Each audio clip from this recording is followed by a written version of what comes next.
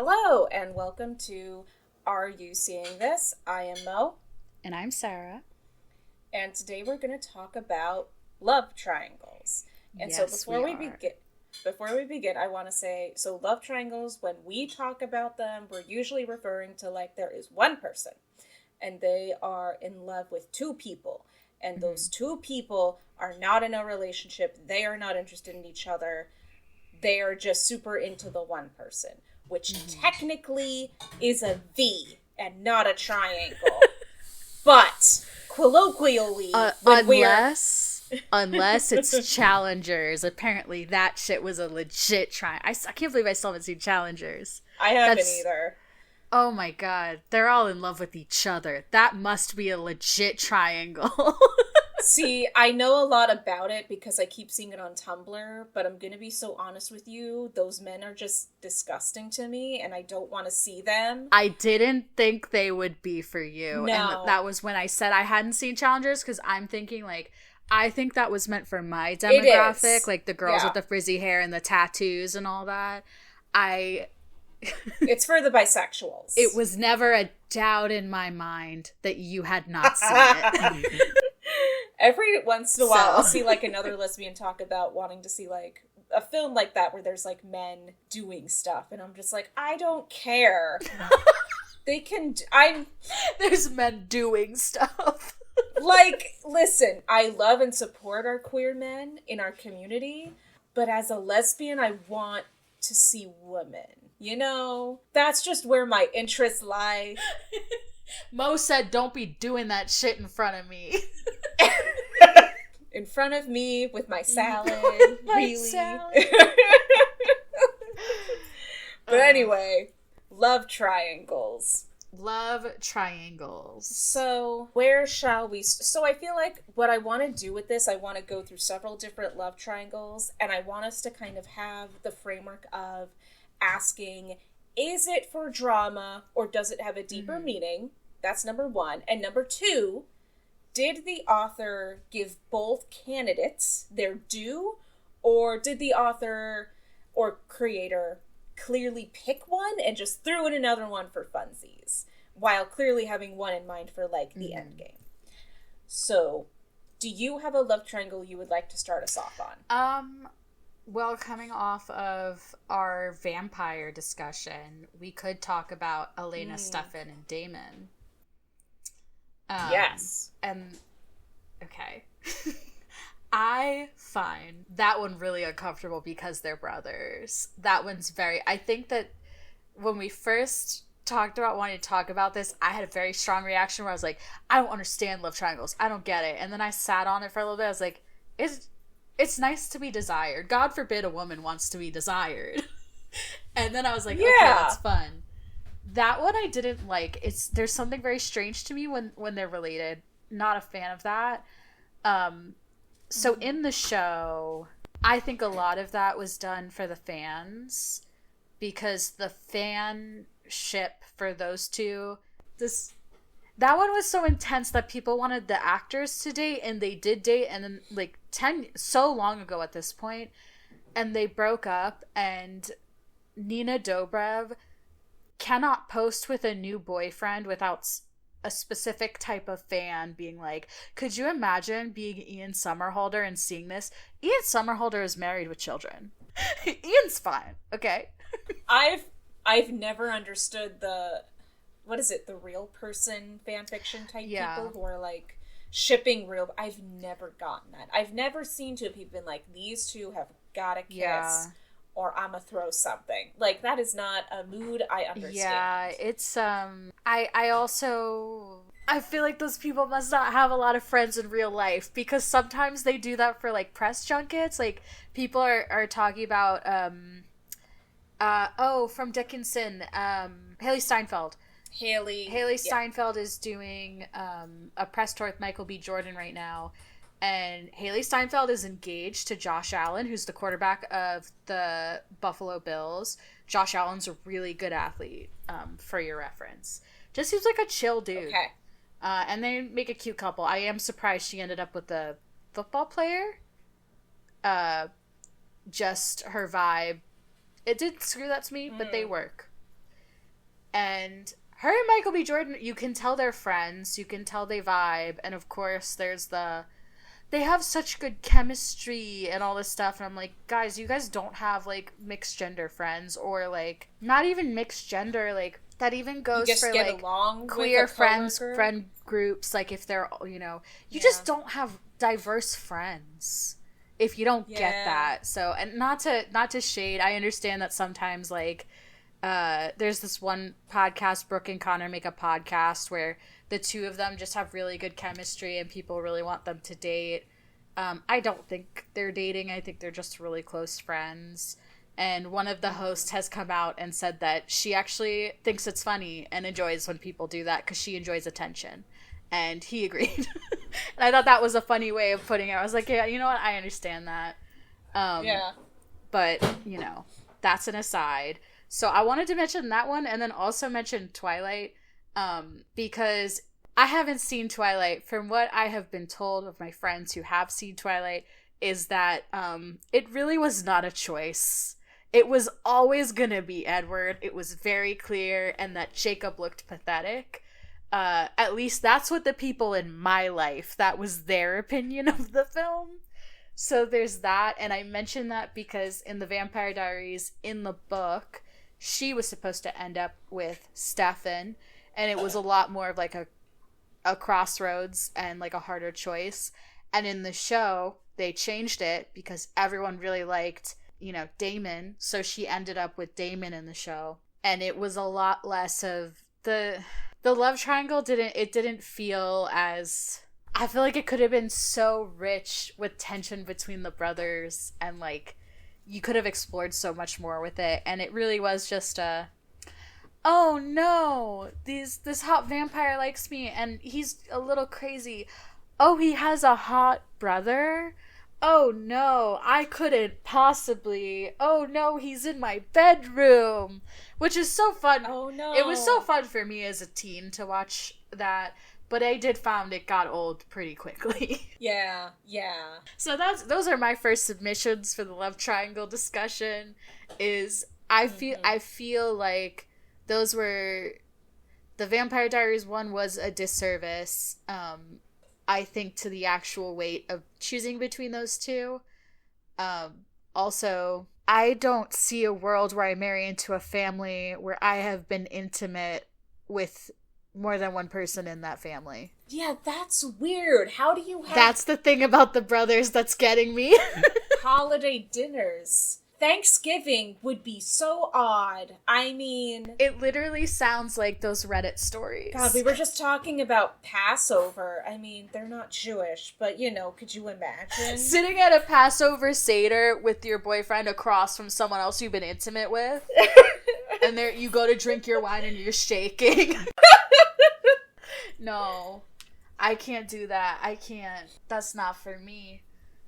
So those are my first submissions. I think those are the most, some of the most well-known ones that are very, like, I want to say, like, sensual, sexualized, that aren't really, like, it's the most marketed version of a love triangle, is, like, steamy, oh, hot vampire brothers, or, oh, this werewolf who ends up marrying my daughter, or my vampire boyfriend from Twilight. Yeah. I feel like it always comes down to there's a hot one and there's a nice one. And so in my picks... But the nice one is still hot. I don't know. I don't understand why the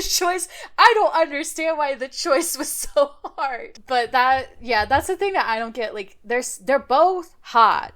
There's just one who's, like, socially awkward and a dick, and another one who's, like, nice and cares.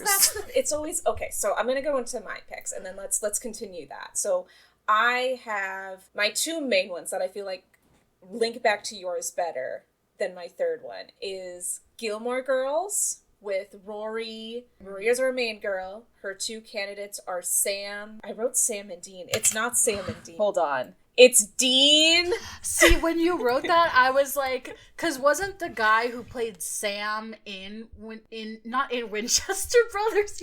Oh no, it's Contagious. I couldn't remember anything either. In Gilmore Girls, Dean is played by Jared Padalecki, who plays Sam in Supernatural, a show where there is a character named Dean who is brothers with Sam. Now that we've confused our viewers as much as we are, I'm going to explain that in Gilmore Girls, there is Rory Gilmore. She has her first boyfriend, Dean. Then Jess comes into town. Jess is the hot bad boy. Oh, isn't he played by Milo? Yes, that one. Milo. Yeah, I can't pronounce his last name. Name here. Milo, who tends to date teenagers. Oh, I did not know that. I think that happened like once or twice with him. Mm-hmm. He tends to date women a lot younger than him. Just something to note. Well, we don't like him anymore. Okay. So, within Gilmore Girls, so the premise of Gilmore Girls is Rory is this very smart teenager. She has her single mom, who's fun and quirky, and her grandparents, who are rich, stuck-up people. And Rory has grown up in this small town where, like, everyone knows everybody, and there's fun, quirky characters. And so, in the first season, Dean arrives. And Dean, at first, is kind of a bad boy. And he has a leather jacket, and Rory's mom is like, he's gonna drive a motorcycle. And everyone's like, Lorelai, he doesn't have a motorcycle. And she's like, he's gonna have a motorcycle. And she's, like, worried about Rory Does he get one? No. He fixes up old cars and, like, gives Rory a car at one point. But then, like, Jess... That's crazy. ...drives the car and they wreck it because there's, like, an animal on the road and, like, they swerve and... It's a whole thing. I need you to watch Gilmore Girls. Anyways. Okay. Getting back on point. Season 1, Dean arrives. At first, Dean kind of seems like a bad boy, but then he turns into that sweet guy next door who's just so nice, and he's her first boyfriend, and she has all these firsts with him. And then Jess arrives. Jess is this bad boy, this, like, very... Okay, from my perspective as a 29-year-old lesbian, Jess is a grumpy teenager who has a very absent mother, no father in the picture, who has been grown up in New York City and been sent to live in this small town in Connecticut. Oh. And is not happy about this change and does not want to be in the small town. He is the bad boy, but it's Gilmore Girls. So the bad boy stuff he does is, like, at one point, you know when there's a crime scene and they put tape down around where the dead body was? Yeah. So at one point on the sidewalk, Jess puts tape on the sidewalk as if there was a dead body there, and it causes chaos in the town. And then another thing he does is he steals this woman's gnome. And then she's like, where's my gnome? And everyone's freaking out. And Jess is living with his uncle. And his uncle's like, I know you have the gnome. And he's like, I don't have the gnome. I don't know what you're talking about. And he gets into, like, fights at school. It's a gnome. Yeah, it's like he's not actually causing trouble. But within the premise of Gilmore Girls, he's the bad boy. He also wears a leather jacket. Of course. Everyone Rory dates is a guy wearing a different leather jacket from a different socioeconomic level. Anyway, so Rory is dating Dean, but she likes Jess. And neither of these are endgame, is the interesting point. Mm-hmm. She ends up dating somebody else in college completely. The blonde guy. The blonde guy, yes. I've seen clips on TikTok of the blonde guy. Yes. His name is... something fancy. Logan? Oh, it is Logan, because they meet at Yale. They meet at Yale. And she always thinks he's stuck up and like rich, and then he's like, girl, I know who pays your tuition. Yeah. I think in that case, to answer, so, like, I think it obviously was a little bit for drama, the introduction of Jess. Mm-hmm. But I do think the creator gives both of them their due at first. Because you do feel very bad for Dean. Because Rory is dating Dean, but very clearly has some heavy, heavy feelings for Jess. And just wants Jess. But is, like, not willing to admit that to Dean. Not willing to break up with him. Just, like, That's very teenagery. That's what I like about it. It's very teenager. It's something that I can be like, these three are stupid, but they're teenagers. And it makes sense in a teenager stupid way. Like, it's not, they're not making terrible decisions for drama. It is for drama because it's a show, but it's also like, I could envision three teenagers in this exact situation in real life. So that's them. My second pick is Gossip Girl. And I'm specifically thinking of, there's a lot of romantic entanglements in the show, but I want to pick specifically, I can't remember their names. Okay, hold on. There's Blair, who's the brunette, who's rich and stuck up. I know Blair. And then there's Serena, right? Mm-hmm. Serena's Blake Lively's character. Serena the blonde, who's a fun party girl, who has a mysterious past, and she had to leave town and then come back. And then there's the guy, Nate? Oh, so the guy that Blair dates, I know, is Chuck Bass. I know Chuck Bass. No. We're not talking about Chuck. We're talking about...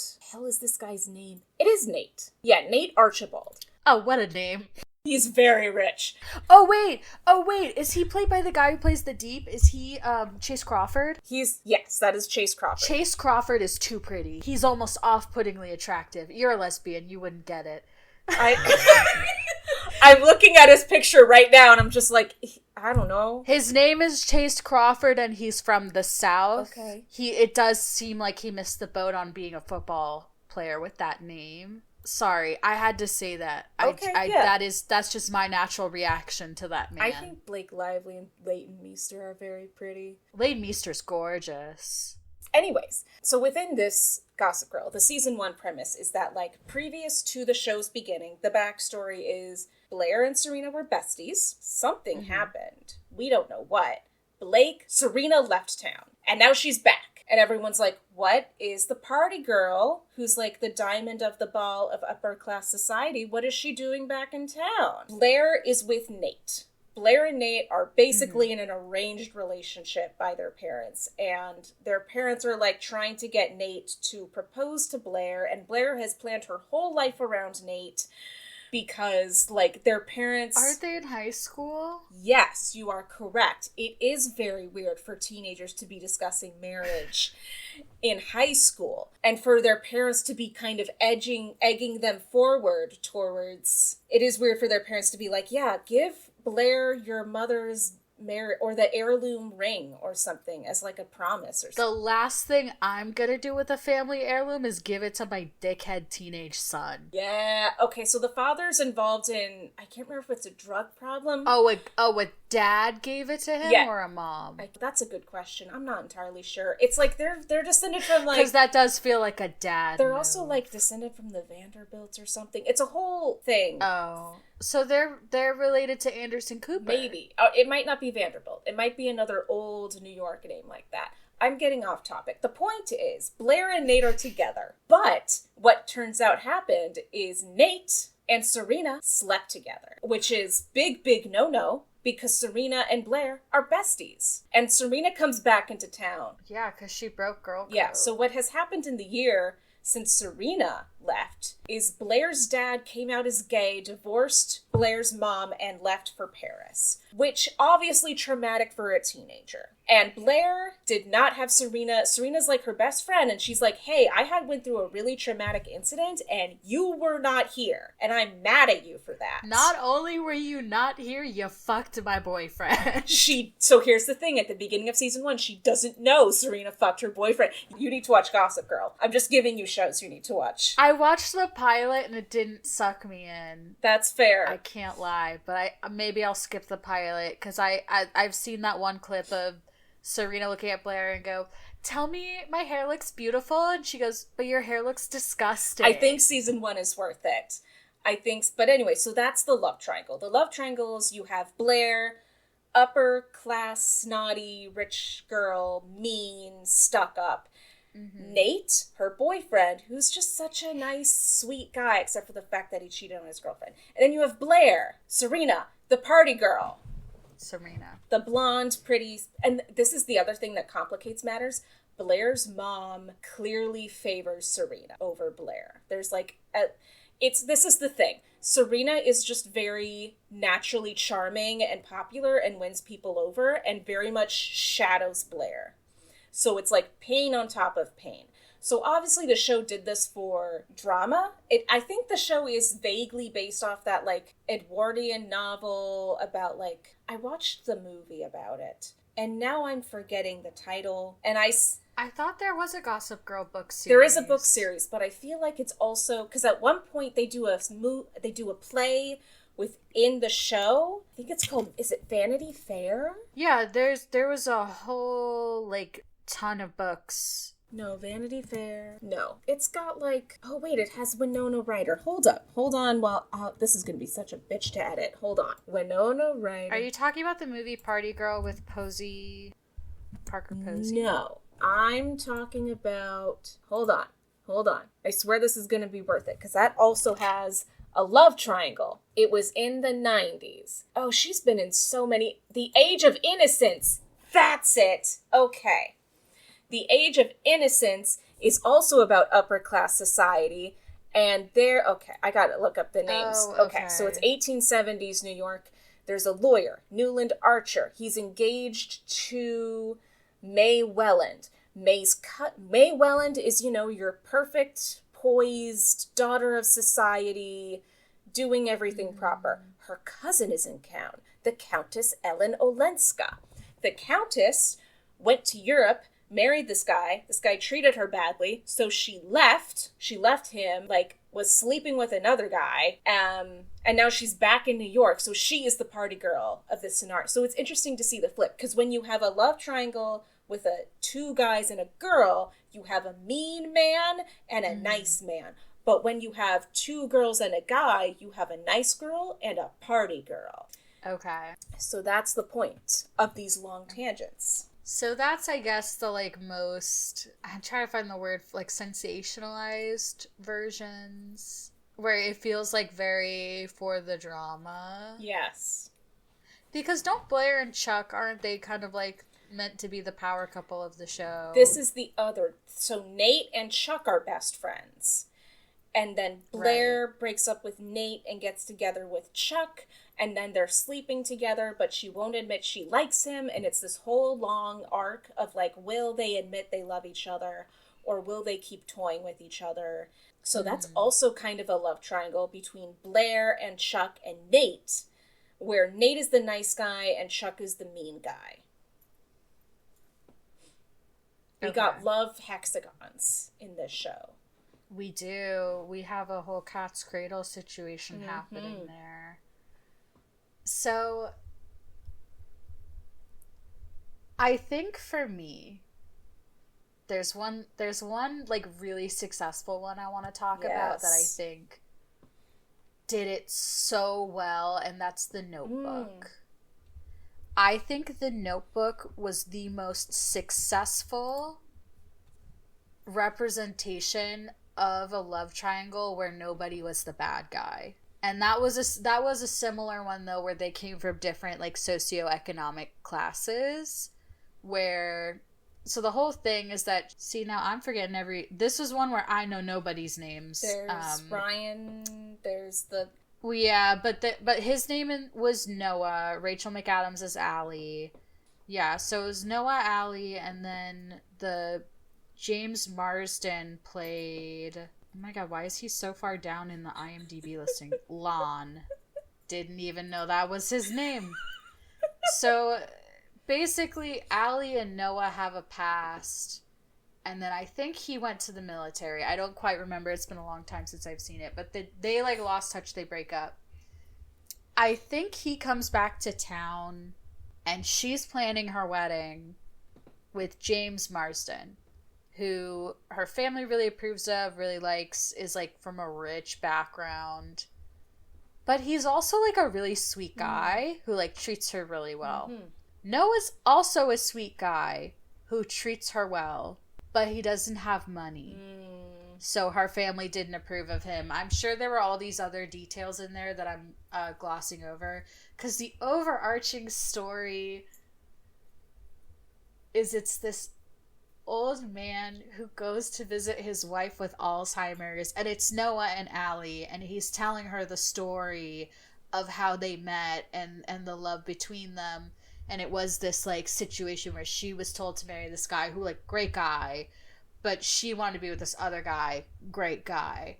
And there is a point in the movie where she has to go to her fiance because she's spent the weekend with Noah or whatever. So she's been intimate with him and is I love him, I can't get married. And she goes to her fiance and she tells him there is nothing wrong with you. You're a great guy. I just know that you're not for me. And I need to go, like, where my heart wants me to go. And, like, this poor guy is devastated, but he's like, well, I don't want you if you don't want me. So, like, it wasn't this begging thing. It was just this really sad, like, breakup that was, like, painful. And then she goes to be with Noah, and that's, like, their happiness. But that was one where it was a crossroads in her life where she's like, I guess she was always going to be a wife and mother, but it's like, am I going to go do that in the upper echelon of society? Or am I going to go with this guy who, like, seems to put passion into everything he does? Like, he's just he's one of those guys, like, genuine, you know, and, like, does build stuff with his hands, and, you know, one of those type of guys. And so I think that was a really successful representation, because you do leave that looking at that rich guy, like, damn, he's really hot and really cool. And, like, he checks, like, I remember, like, she goes to talk to him, and he knew something was obvious. Like, what's going on? What's wrong, girl? Like he's, like, paying attention. And so I thought that was very successfully done. And that was, I think, one of those, like, another theme that you mentioned in Gossip Girl of, like, oh, there's this person who's well-liked within the society and this person who's not as well-liked. And that was Noah versus Lon. But that it also really did a good job of portraying how messy those types of situations are, because there's the famous scene where she's like, before they, like, you know, they're like reminiscing and stuff, but they haven't been intimate yet, and she's like standing in the rain, he's like, what do you want? And she's like, I don't know. And he's like, what do you want? And then they, like, make out or whatever, and then it's like, okay, so then her next thing is the daunting task of having to go destroy her life, essentially, as she knows it, to be like, yeah, so I'm gonna go into the woods with this man. I'm not gonna marry the rich guy. And it's like, I think that I really like the way that they showed that, because, you know, love is messy and passionate, and then it's like, okay, so I made this choice, so now I have to go, like, break up with my fiance and tell my family, oh, we put down a deposit on the venue, but I'm not gonna go. You should take the dress back. Damn, girl. As someone who is planning a wedding, that's a lot. And that was why I wanted to mention it, because they were also families with money planning a wedding. Yes. Ooh. So, you know, you lose that shit. You can't get. Yeah. So that was one that I thought did a really good job of showing some of those things, even though I haven't revisited The Notebook in a while. But that's one of the reasons people consider it one of the, like, best love story or, like, romantic films of all time. But also it's, like, Nicholas Sparks. He wrote a lot of those, like, tragic love stories. He can't just leave it alone. He can't just be like, here's a love story. He's like, here's a love story, but also, like, one of them's gonna die in the war. And here's a love story, but she has Alzheimer's, and she can't remember him. And he goes and tells her the story of how they met every day. And that's the whole thing at the end of the movie. The nurse is like, he comes in every day and tells her the same story, and it's how they fucking met. And it's like, ugh. Just hits you in your feels, where, like, he loved her that much that even when which I should hope so. But that was the whole thing, was, I guess that is, at the end they show you, like, what she chose for herself in life was, even though she, like, didn't get the money, you know, her husband was still with her every day and, like, by her side. Mm-hmm.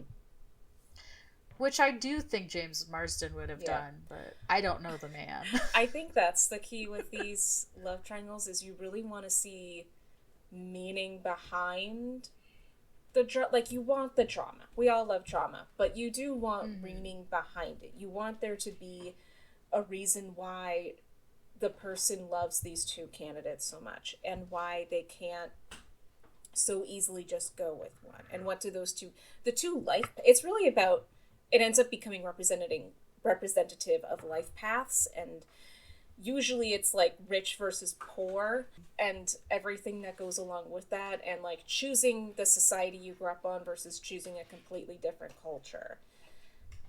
That's what I was about to say, is that they, a lot of times it's represented through rich versus poor, which also came up in Pride and Prejudice, as we talked about that. But really, I think a lot of it is the known versus the unknown. because with some of these things is like you have to, and I think that is what the good guy and the bad guy or the bad boy represent, is like, are you going to no to what you know is safe, or are you going to roll the dice on like wild passion and see what happens? Yeah, it's also, like you say, wild passion. It's so tied into desire, because usually you have either the nice guy or the mean guy, but the mean guy is more, desire. They're, like you said, they're both end up good looking, but the mean guy, one is sex. Yeah. It's like hot versus handsome. Yeah, it's like, but also the hot one is usually more direct about desire, and you see there's potential to have a more physical relationship with that one, versus the nice guy, who usually is much more pure, for lack of a better word. They go through the stages of courting. Yeah, and then with the girl, if you have two girl candidates for one guy, you have, the nice girl next door who's very the proper Christian girl, and then you have the party girl who's gonna slut it up with you. You know what my favorite example of that, and I didn't even realize that was? Okay, just gonna whine in the middle of the recording. That's not very nice. It's fine. Utah has been in many episodes, well, like 2 episodes at this point. He's our 3rd star, so it's fine. He is. I was just thinking of Shark Tale. Do you remember in Shark Tale when he goes with the Angelina Jolie fish, and then the oh my god, and then the Eva Mendes fish is... Sarah, I haven't... she's talking to him. I haven't...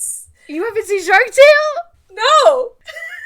But she's like, how could you date her? She didn't like you when you were nobody. And he goes, nobody loved me when I was nobody. And then she goes, I did! I loved you when you were nobody! Sarah, if you watch... No, this movie was so important to me in my formative years. I believe you. You don't understand. I know. It's okay. If you watch Gilmore Girls... The jellyfish, they had dreads. Okay. They were so cool. They sang their own version of...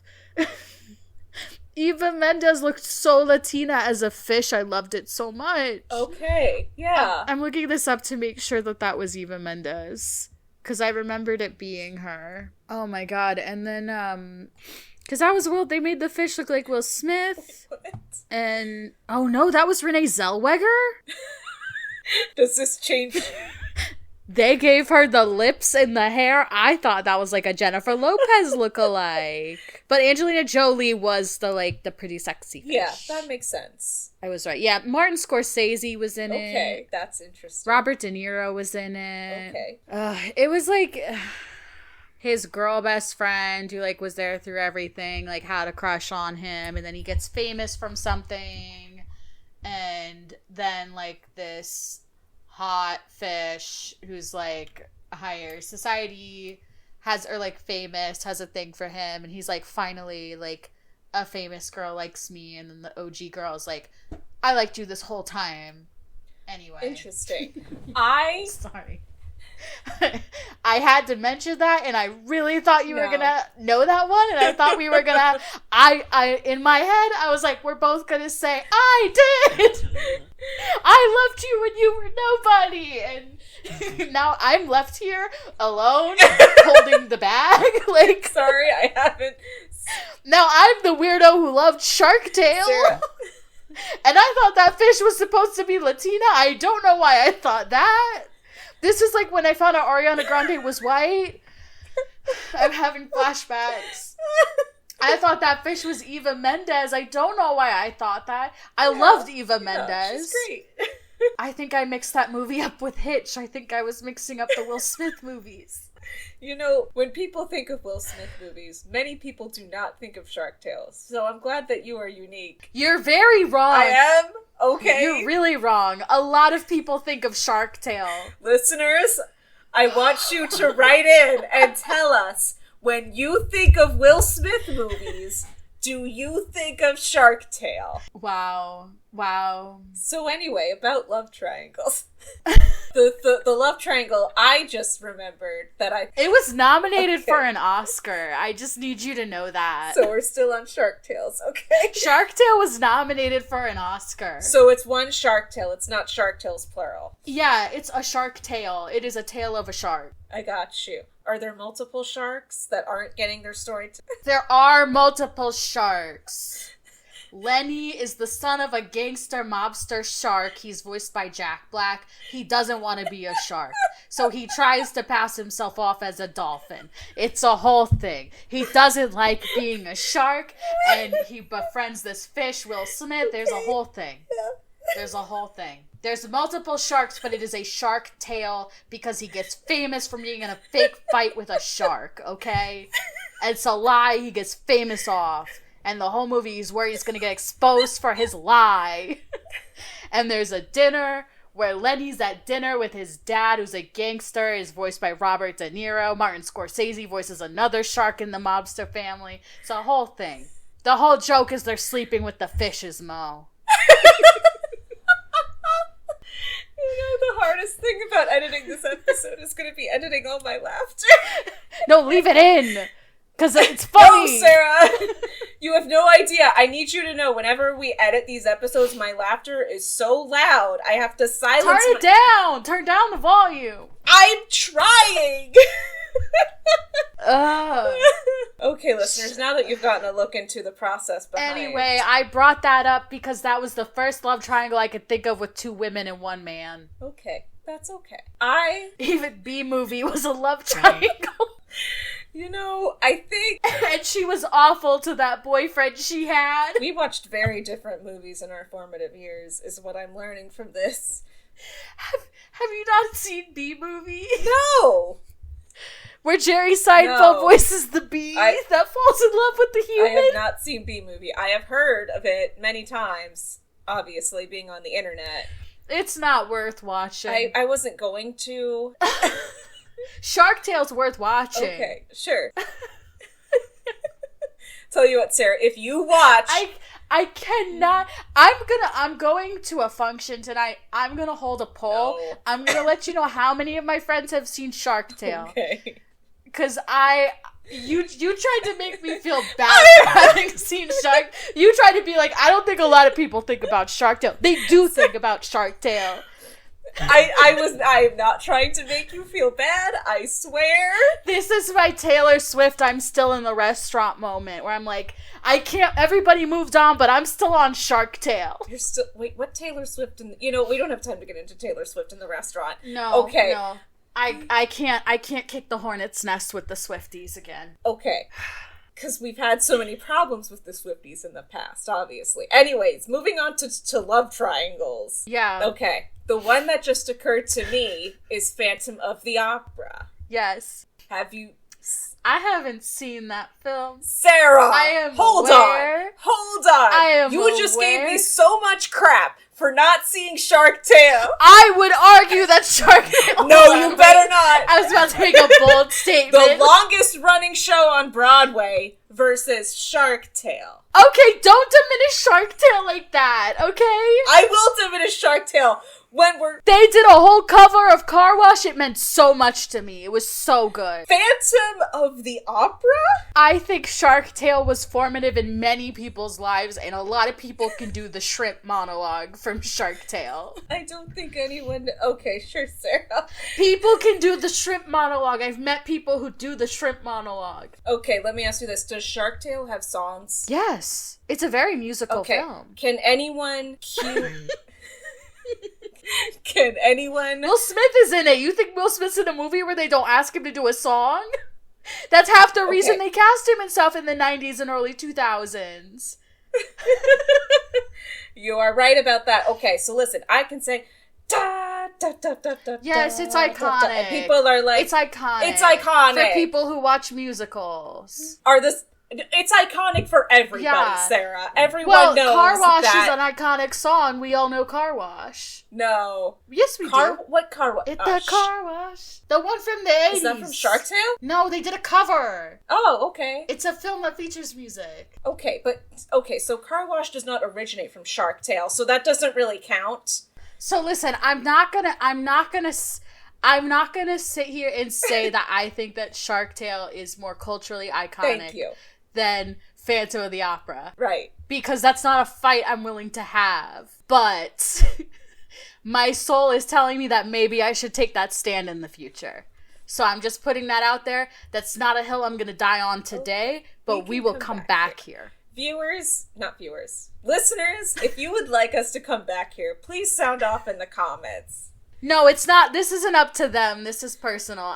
This is our show. We run this shit. I'm going to bring this up again. I'm bringing Shark Tale back. So we're doing this. Okay, cool. We'll bring it back. I'll bring back that laugh track I paid $15 for. It'll be a whole We're thing. going to do an animated films bracket, and I'm going to come to bat for Shark Tale. Bracket. I'm going to just bring all the Studio Ghibli movies. I've only seen one. Sarah. I know. Sarah. Well, I was watching Shark Tale. So to review, you have seen Shark Tale. You haven't seen most of Studio Ghibli, and you haven't seen Phantom of the Opera. You haven't seen Gilmore Girls, and you haven't seen Gossip Girl. I wasn't a theater kid, and Gilmore Girls I was watching Fresh Prince. So was I. Gilmore Girls was okay. I also was watching every show on Nickelodeon and every show on Disney. I watched Gossip Girl and Gilmore Girl as an adult because my fiance grew up with them. Okay, but they're just listen. I grew up in a crime procedural home. So did I. We were watching crime procedurals, and sometimes I just like. As did I. They're so white. Sometimes it's so Sarah. hard. It's so hard to watch Gilmore Girls. Crime procedural shows are extremely white shows. I will have you know that Ice-T is featured on one of the Law and Orders. Yeah, and Criminal Minds has Shamar and he Moore. brings all the culture with him. Okay. Yeah, Shamar Moore. Oh, I was watching... Okay, so I'm not going to get into that conversation. Side tangent. Corey and I have been watching Living Single, the sitcom from the 90s with Queen Latifah and everyone else. Okay. I've seen there's episodes. An episode with Shamar Moore. Baby Shamar Moore. Mm-hmm. I was like, oh my god. And like whenever a hot man shows up on that show, everyone goes woo in the audience. And I can never tell if it's because they were famous at the time or if just because they were hot. And I finally figured out it's because they're hot because Shamar Moore shows up. And he wasn't really known for anything at the time as far as I know. But anyway, if you want to see Baby Shamar Moore, you watch Living Single. Back to Love Triangles. Yeah, back to Love Triangles. Phantom of the Opera does it very well because that is super representative of, well, it's very gothic because you have, speaking of gothic, I wonder if Crimson Peak counts as a love triangle. Anyways. Yeah, it does. But in that case, it's not it's incesty, but it's between the nice girl and his sister. Spoilers for Crimson Peak. Oh, wait. That's Game of Thrones has one of those, too. It is between Jaime and the nice night lady and his sister. Yeah. Anyways, Phantom of the Opera. Sorry, you go. No, I was just going to comment on his sister, but we're going to move on. So Phantom of the Opera. I can get really lost in the weeds of Game of Thrones. We can do a future episode on that. So in Phantom of the Opera, since you haven't seen it, Christine is, the young ingenue, she's, the innocent woman. And as you have so many in Gothic stories. And then she is a ballerina at the Opera of Paris. And she, there's this phantom who is, like, causing so much chaos in this theater that the main lady opera singer is like, I'm not doing this. Until you fix this phantom mess, I'm out. And then Christine is like, I can sing. And everyone's like, okay, let's hear you. And she, like, blows him away and she gets the lead role. And everyone's like, Christine, where did you learn? And she's like, the angel of music. And then we go, da, da, da, da, da, da. And then, she gets taken away by the phantom, who she thinks is the angel of music, who she thinks is the ghost of her dead father. It's all very complicated and gothic. Anyways. Whoa, we've gotten very Freudian. We have. Anyways, so before the phantom takes her, this guy shows up, Raoul, and Raoul is like, where is your scarf? And she's like, what scarf? And he's like, the scarf and she's like, oh my gosh, the scarf that you lost in the river that one time. Because turns out they're childhood friends. They were childhood friends, and he's like, oh my god, I can't believe it's you. And she's like, I can't believe it's you. And then they've like reunited. He also, I guess they're from the same echelons of society, but she's a ballerina, and ballerinas weren't traditionally from like the upper echelons of society. Anyways, so right. But anyway, so she and so the love triangles between Christine, Raoul, and the Phantom. And I feel like what it does really well is like you get a good reason to root for Raoul because like this is her best friend from childhood. They've reunited. Mm-hmm. He's not just some random nice guy who showed up at the same time as the Phantom. They have a history. They're gonna get engaged.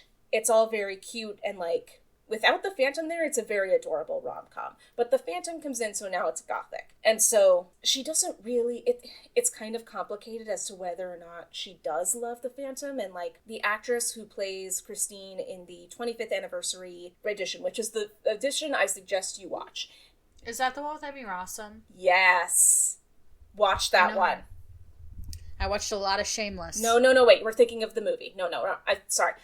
I'm talking about this is a recording of the musical, not the movie. I heard the one with Emmy Rossum is really good though. Yeah, it's good. But like the 25th anniversary that they recorded at like Albert Hall is amazing. And you can see the set. Oh, okay. And all the chandelier falling and all of that. Anyways, getting back on topic. So Phantom represents, obviously, in this gothic story, desire and forbidden and taboo. And Raoul is from upper echelon society, and he's a nice man, so he represents that. But even deeper than that, you know, it's about, because the Phantom is obviously outcasted from society because he doesn't look like a normal person does. He has some sort of disfigurement, and that's why he wears the mask, and he doesn't believe he's worthy of love, but then he learns to love because of Christine, and he lets her go and lets her be with Raoul. Spoilers, because you haven't seen it. But anyways, which reminds me of Casablanca, which is a very fantastic movie I suggest people watch, which has a similar ending where the man lets her go. So that's an interesting... I think that's something I'm now realizing, where when you have two men who love a woman, oftentimes you have that ending where it's like one man is letting the woman go. Like saying, you go with him, you're better off with him. And then when you have... I guess it's like when the man is one of the main characters. Because usually when it's a girl and two guys, like... Is it like... It's about who is she going to choose. Yeah, but if one of them's like, go be with this guy, they're choosing for her, in a sense. In Casablanca, it's like she's got to get on a plane to escape the Nazis with her husband. Yeah. So, and then in Phantom, she doesn't like, it's complicated because it's gothic, so it's like she desires him, but she doesn't want him because also he's a psychotic killer and keeps murdering people around her, and she's scared of him. I wouldn't want that either, if I were Christine. He also kidnaps her at one point and threatens to kill Raoul, so, like, obviously not a real candidate, but... Is the 25th anniversary the one where Antonio Banderas sings in it? No. Okay. Because I know there was a version, because I'm just asking because I know that Antonio Banderas did a version, and that was how a lot of people found out that actually he's, like, a fantastic singer. Phantom of the Opera, this is with Ramin Karimloo and Sierra Bojas. It must have just been a tribute show that he did then. Why are there two different... Oh, because Sarah Brightman comes back. That's why. Because there's an... Anyways, you should watch. Anyways, so love triangles. Do we want to now move on? When we were discussing this topic originally, there was one big love triangle we had a lot of thoughts on. Which one was that? The Hunger Games. Oh, yes. I was about to bring that one up because... I feel like that one was interesting because the difference in the love interest almost felt like,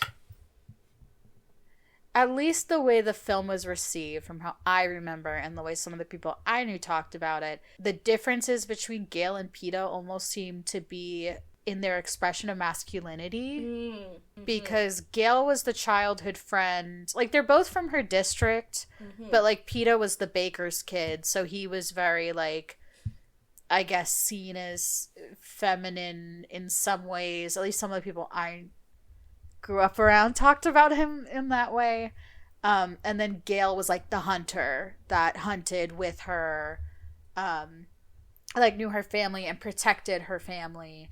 And the ways that we see Peeta protect Katniss throughout the series is a lot more like emotional protection and a little bit less physical protection, which I like because that is like a key thing in the Hunger Games, is that Katniss is the protector of herself, and like she's the one who takes her fate into her own hands and like doesn't accept the status quo. Like her sister gets picked for the reaping and she doesn't accept that, so she steps up and puts her hand up to like take that situation into her own hands.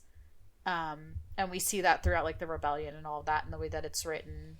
So that is an aspect of it of like, I wish I had more appreciation for it at the time, because it reminds me so much of Everything Everywhere All at Once, and how there's that scene where Wayman is telling her, like, I know that you see these things, like my emotions as my weakness, but this is how I'm strong, and this is how I help, and this is how I... And it turned out that those things, these emotions, the way that he, like, followed her around and was, like, catering to her, that is how he is strong. And that's where he gets his strength. And that's a lot more in Peeta's character, too, where, like, a lot of the big, huge moves that he pulled to protect her, like, the biggest one I can think of is in the second one, when they're brought back for the anniversary. Yes. And he goes on the news and says that she's pregnant without talking to her before. That was a big move that he made so that people would donate to her and want to support her. And I thought that was a really good example of like a partner, and he was also always very respectful of her, even when like they did the whole thing of pretending to be in a relationship. But also, he protects her in the first movie in the same way by saying he has and creating the love story, because that's what gets their donations. And once Katniss starts playing into that, that's when they finally get help. And so that's another way of like the first way he protected her. And because it also allowed for her in the end to do the Romeo and Juliet move, because she was the one who came up. Was it? I forget who. I thought she led the charge on that one. But because he'd set the stage for the romance, it made a lot of sense that they would be the first two people to like make it out. It's such a. It again circles back to that representing two life paths, like you said, but also just the writer really gives Peeta and Gale the same amount of time, I feel like, at least in the first book or two. And we've discussed how in the last one she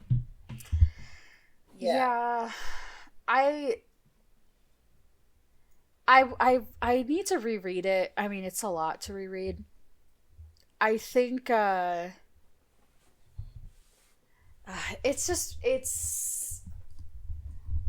have to revisit those films and reread it. It would be like a big project to do that, because a lot of reading, but like those aren't too long books. The reason why I say that is because I'm very interested how much of it had to do with how it was received at the time versus what was actually done in the writing, because when Gale becomes bitter at the end, and I think the reason she chose Peeta is because Peeta showed her a way of protection and caring for somebody that she had not experienced. Because she grew up in an area where you had to be hardened, you had to hunt for your food, you had to fight for your family. And she had a friend, Gale, who did the same thing. And he fought for her, fought and protected her family while she was fighting in the Hunger Games. And Peeta demonstrated through his softness, his vulnerability, his empathy, and then his creativity too, like the way that he created the mud mask. You know, he camouflaged him. Yeah, he did the mud mask in the first movie. That was a very creative way of protecting himself. And through those things, she learned that there's more than one way to do things, because she was clearly raised a specific way. And it felt like, as I was a young adult reading it, I was a teenager, it felt like Gale suddenly became an asshole because everybody was like, well, Gale's the obvious choice because he's already integrated with your family. You seem more on the same page about things. And she wasn't like, I think part of it too was because this was a series where like, I don't think sex was had by Katniss in the first book. Or I don't even remember in the second book. It definitely would have been a topic of conversation if there had been sex in those books, yeah. So there are these relationships that are happening And I think that's why people felt like Gale was the obvious choice, because that was the strongest sense of a relationship that we saw. Whereas it always felt like there was distance and things unsaid between Peeta and Katniss, because they were like separated before like appearing together. Was that he bridged the gap a little bit, but it did always feel like there was distance between them. And I think that's why people felt that way. But it did feel like Gale just suddenly became an asshole in the end. And I would like to revisit it, because I could see a world where something like this happened. She became the Mockingjay, the symbol of the rebellion, and you come home and your friends start acting differently. I could see that. I could also but see, it did, like you No, go ahead. said, Peeta provided that care she just hadn't had, and because Katniss and Gale have very similar trauma, and often when you have two people with very similar trauma, I could see it being hard to be in like a long-term relationship, because I can only imagine it like just those triggers constantly bumping into each other. Whereas Peeta also has trauma, but I feel like his personality is such that he and Katniss's trauma is more, they help each other heal, or there's more of a possibility for that with them. Right. I will say, I think things got not sketchy, they got a little muddy with the relationships, because I am now remembering that I think it was in the third book, Peeta is captured and tortured and experiences a level of PTSD that, like, would be very difficult to have a close not impossible, obviously, but it would be very difficult to have a relationship with someone who was that level of PTSD. That too just was, like, it was crazy, and I do think it felt like some of those choices were made because there was a trauma Olympics happening between Gale and Peeta, so it's like, well, now Peeta wins by a long shot.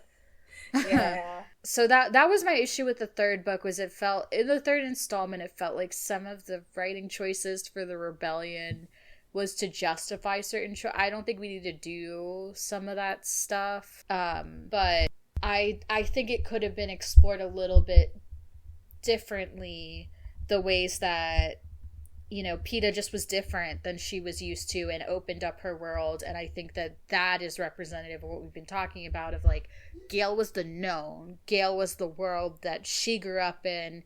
And then Peeta was part of the opening of her perspective, more creativity of, like, in terms of problem solving. But then also that relationship directly led to the rebellion, because they were able to survive the Hunger Games. And then again, a second time. And because of the new ways that, like, Katniss, through her strength, was standing up, defending herself, literally fighting for her people. And Peeta, through his, like, observation, empathy, he was making political moves, whether he meant it or not, you know, on the, like, whatever that, the dude with the hairs talk shows.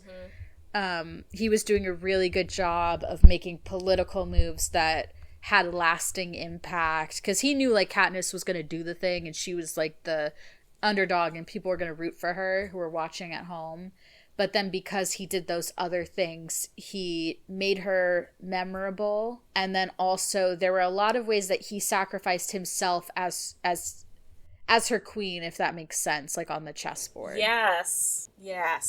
But yeah, I think Hunger Games, I guess what it boils down to is the known versus the unknown. And I think that there's there's merit and value to each one, but I guess that's the Hallmark dilemma. You know, Hallmark movies always have the love triangle, and it's the moral, is it the moral of the lesson or the lesson of the moral? Moral of the lesson. Story. More of the story. The morals, thank you. Basically, the takeaway is go home. Don't go to the city and be a lawyer. Stay home in your farmland and tend to your crops. Have a baby, or several. Exactly. And Katniss chose to stand by her bread man. Yeah. As she should, as is her right. After all that, she deserves some good homemade bread. She does. That's the other thing. Imagine all the, like, dinner rolls he made. Ugh. I bet he makes great bread. Like, he does. It was mentioned in the books that he made good bread. Honestly. And even when, like, after they won and they went back to the village and they had their, like, winter houses, he would, like, drop bread baskets at her door, even when she wasn't dating him. Like, it was cute. That's adorable. I have to admit, like, looking back on it, I think I was a little too harsh on Peeta. Yeah. I think he was the one, but yeah, I think we've gone over a lot of different love triangles and discussed the pros and cons of them and yeah. what different love triangles serve their stories. And yeah, do you have any final thoughts? I'm not sure why I thought that fish was Latina in Shark Tale. Okay, do we? And I'm a little embarrassed that I put that on the record, but I have to do that now. It's okay. I can edit it out. I also think it's very funny. No, they need to hear it. I also think it's very funny that I'm realizing this trend that I was like, oh, they were Latina? I'm down. From my childhood. Yeah. In terms of love triangles, I think I have yet to know anybody who's had a prolific love triangle like this in real life, and I think that's why it stays in fiction, because usually you just pick somebody, or you end up because polyamorous. Also if you date two friends, you end up having to leave because they dub you the homie hopper. So like, and I know a lot of men too who like the idea of dating someone who one of their friends has dated is very strange. Yeah, to them, that's not. Which yeah, I agree. Okay, so here's the asterisk to that. I have not experienced this, but I know within the lesbian, you often end up with situations like that just because they're so sapphic people and there's so few options for dating for lesbians, so you do end up with those types of situations a lot. So as I reflect in my time in the Pacific Northwest, I have had a lot of friends who date within the community. It's so funny because everyone always told me, they're like, yeah, well, when you're queer, you have to be cool with your exes. They're not always cool with their exes. No, sometimes. But they still see them, and that's what's interesting. But I mean, from what I've seen of Corey is my first long-term person. So I don't really have any experience with seeing exes anywhere.